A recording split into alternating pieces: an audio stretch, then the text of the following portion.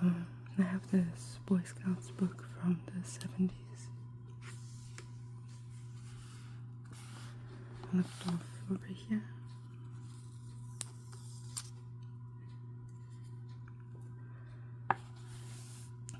Clothing. With your uniform, you can be prepared for the season and the weather. Layers of clothing help you keep warm and let you cool off. In the morning and afternoon, you may need an extra layer, a jacket, sweatshirt, or parka, which you can shed in the middle of the day. If it rains, you can pull your poncho and rubbers from your pack and stay relatively dry. Leggings are an important part of a hiker's clothing when the ground is wet or covered with snow. They keep the bottoms of your trousers from getting muddy and wet on rainy days, and keep the snow out of shoe tops and from crawling up inside of your pant legs. The broad-brimmed hat protects your head from the sun and rain. The winter cap with its ear flaps keeps your ears from freezing in the icy winds. Beneath your field uniform, wear ordinary underwear in cool weather and change to winter underwear when the weather becomes extremely cold. The summer uniform of short-sleeved shirt, shorts, and stockings is the cool way to dress for hot weather hiking. But even then, carry a light jacket or poncho just in case of the hot weather changes into a summer storm. Some hikers use a 4-foot square of plastic in place of the poncho to sit upon when they rest and hold over their head when it rains.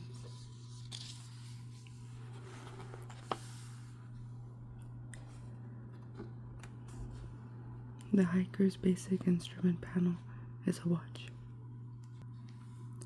Some sports models have pedometers. What model are you? What's a watch have to do with hiking? Time and distance is the hike, and time is distance. If you read your watch correctly, too complicated, buy a pedometer.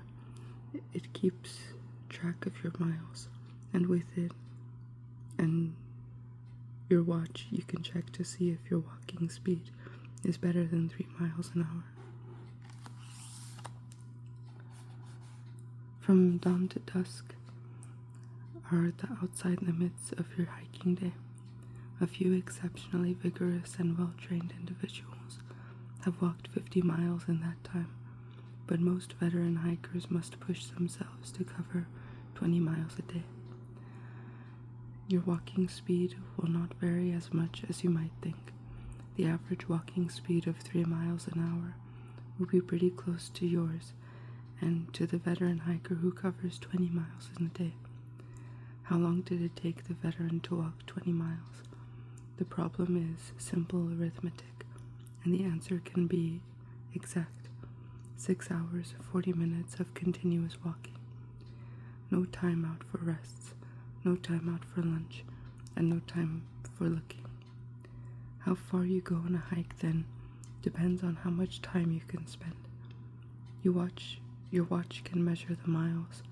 1 hour is 3 miles, 20 minutes is 1 mile, 10 minutes is half a mile, and 2 minutes is 1/10 of a mile.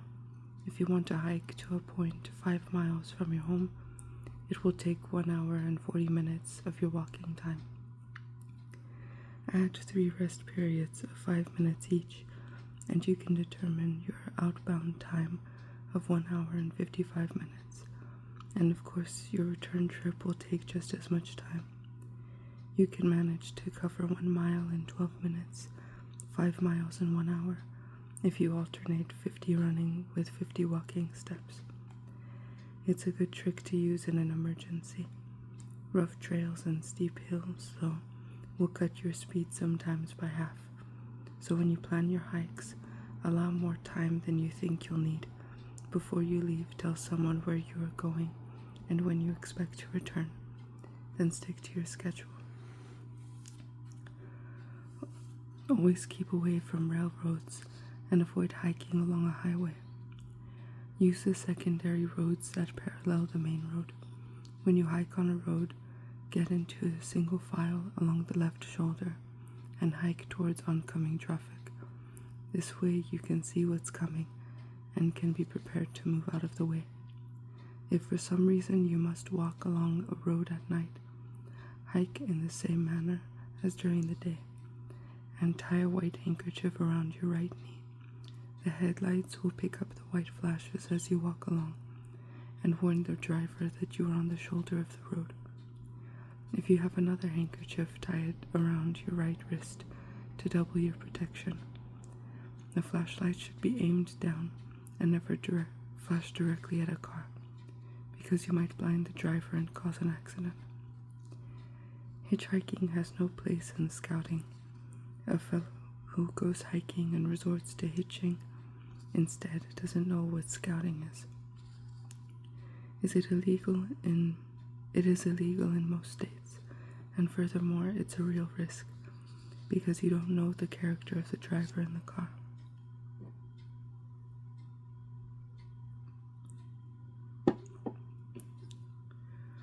If you are hiking where poisonous snakes are prevalent, learn to identify the dangerous varieties and then avoid them. Look and listen carefully. Don't climb rock ledges in known snake country. Learn to identify poison ivy, poison oak, and poison sumac, and stay clear of it. If you were exposed, wash it with soap and water and apply rubbing alcohol to the exposed area. If ticks are a problem in your part of the country, check yourself often to see if you have any attached themselves to you. If you find one, cover it with grease or oil. This will close its breathing pores and cause it to drop off. Chicker bites will itch all the more if you scratch them, and they might become infected. Cover each affected area with clear nail polish for relief. It's better to prevent, I don't even know what this is, chicker? Bite, I never heard of that. I don't go outside. By using an insect repellent before entering infested areas, or by dusting sulfur powder around the ankles, under the arms, and around the waist. If you are caught in a thunderstorm, don't seek shelter beneath a large tree or a lone tree, or stay on a hilltop or rock ledge. Lightning strikes these targets, while dense woods, groves of young trees, ditches, and ravines are relatively safe from lightning bolts.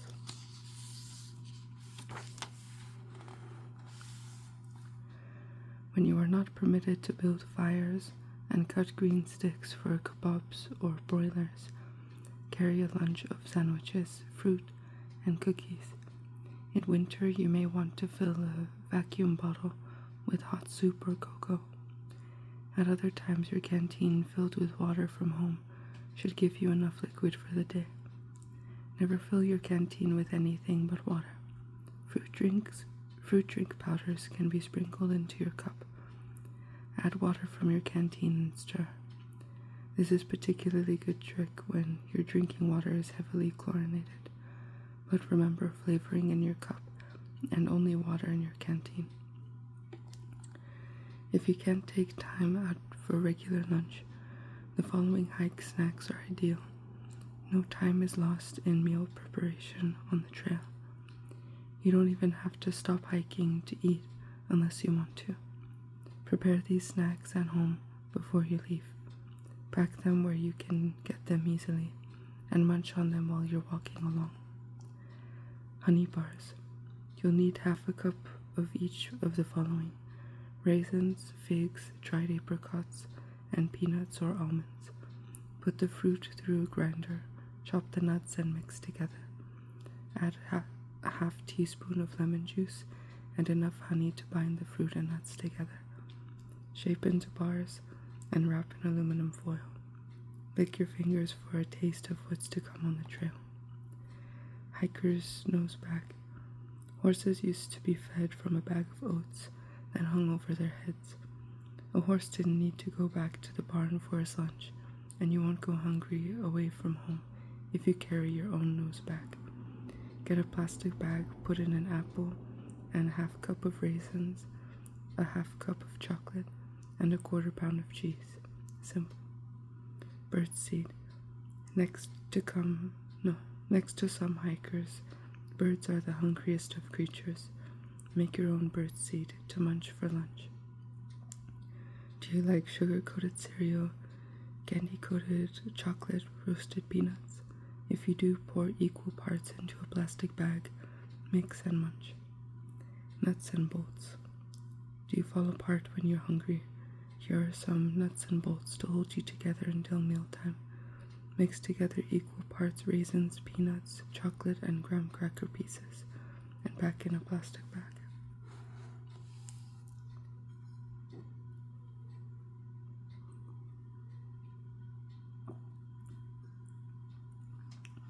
If everyone tossed papers from his lunch on the trail, our country wouldn't be America the Beautiful.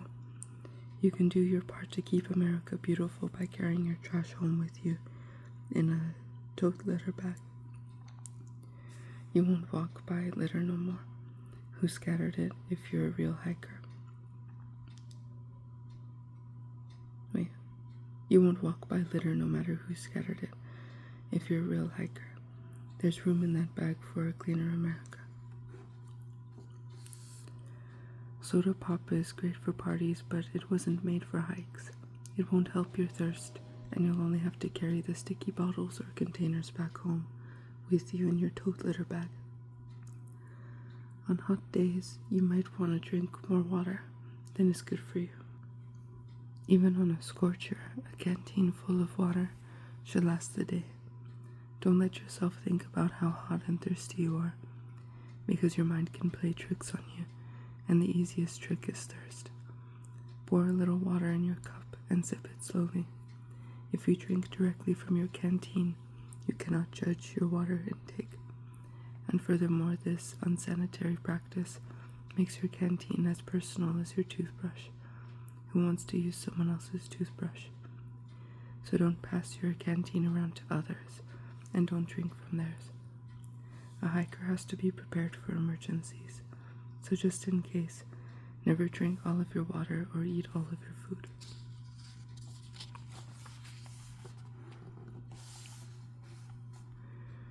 Could you direct a person to a point within a 2-mile radius of your home?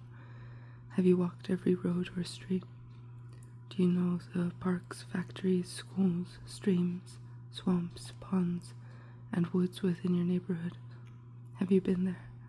Here are some of the ideas for you and your friends. Flip a coin hike. Start down a road, and every time there's a fork or a side road, flip a coin. Heads, we go right, tails, we go left. Better keep track of your turns by sketching your route, so you'll have something to guide you back to your home. Tracking hike. Follow the track of an animal in new fallen snow. No snow? Then find wet ground and search for tracks.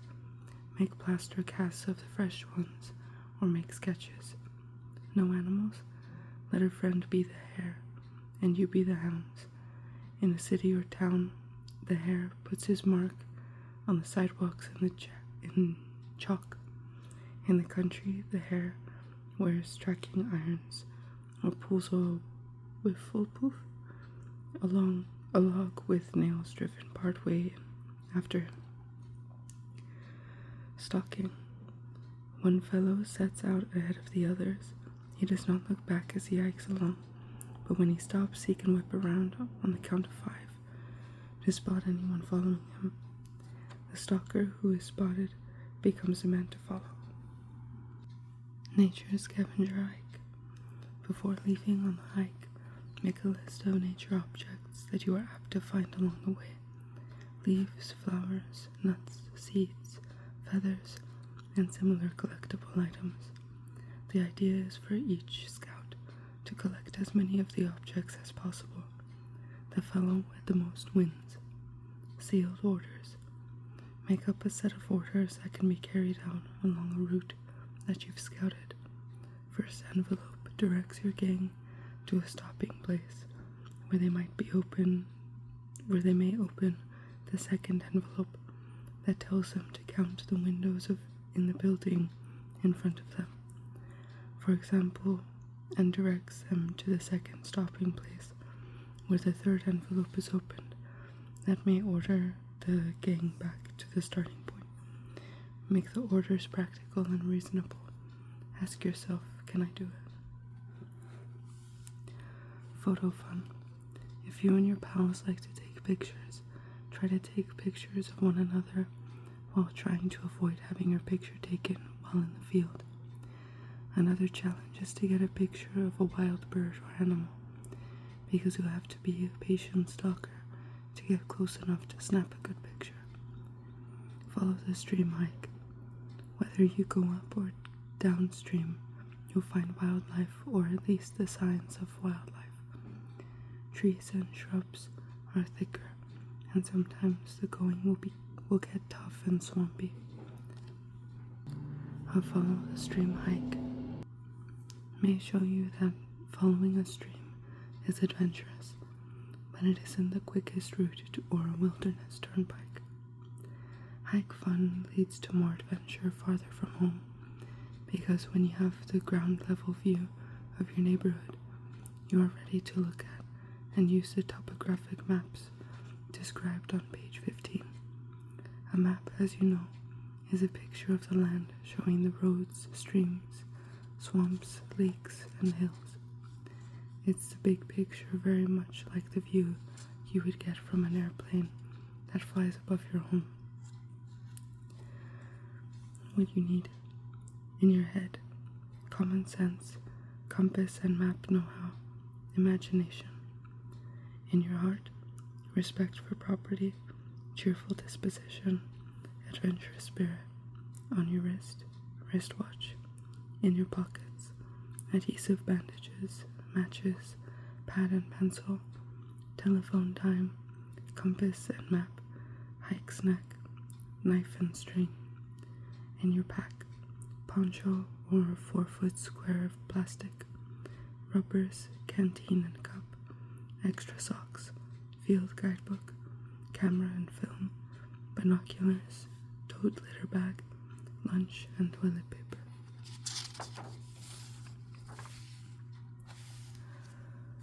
Chapter 3. Map and compass.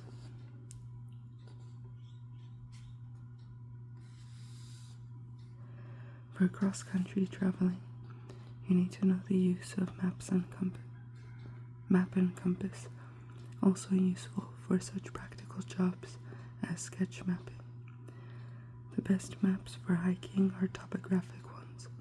To get such a map, send a postcard to Map Information Office, U.S. Geological Survey, General Services Building, 18th and F Streets,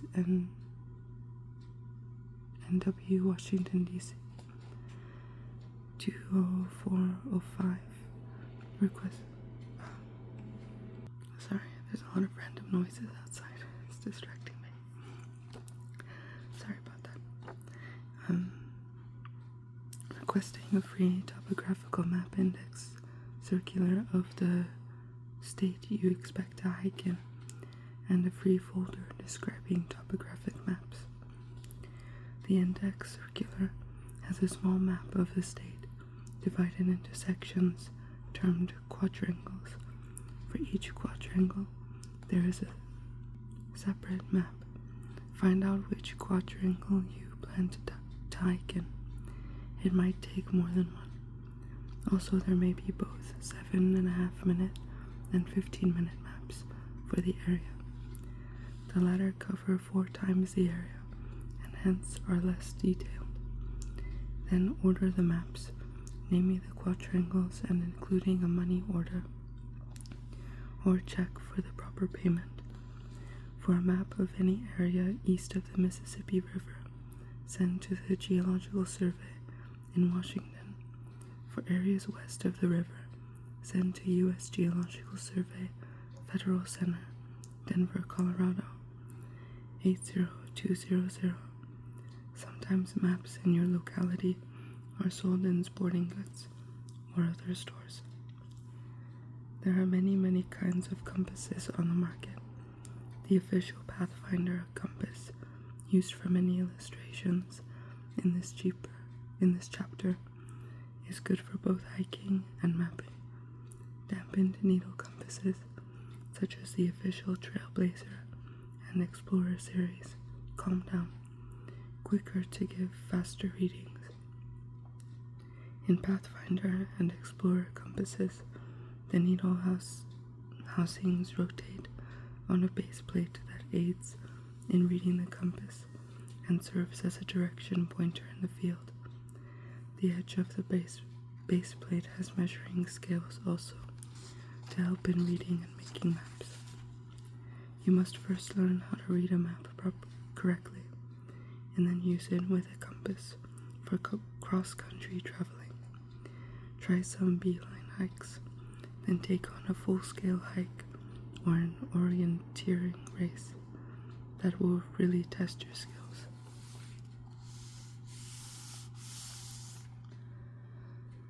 I'll stop here for today. I hope that helped you fall asleep a little bit. That was field book for Boys and Men, Boy Scouts of America, from the 70s, I think. So, yeah, hope that helped you fall asleep a little bit. And thank you for watching my videos and subscribing and liking, commenting, and everything.